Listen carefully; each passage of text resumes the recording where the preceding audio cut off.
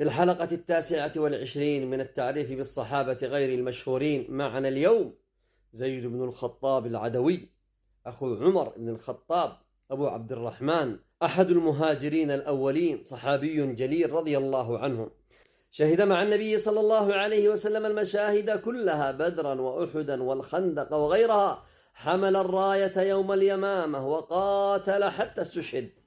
قاتل في أحد من غير درع، فناداه أخوه عمر ليعطيه الدرع فرفض، وقال له: إني أريد من الشهادة ما تريد يا عمر، فتركاها جميعا وقاتلا.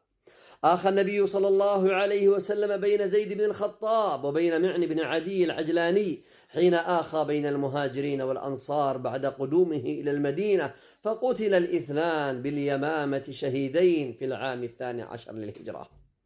كان عمر رضي الله عنه كلما ذكره قال: رحم الله أخي سبقني إلى الحسنيين، أسلم قبلي واستشهد قبلي. وكان حزن عمر بن الخطاب رضي الله تعالى عنه عظيما بعد موته، ولم يزل حزينا عليه حتى توفي رضي الله عنهم وأرضاهم.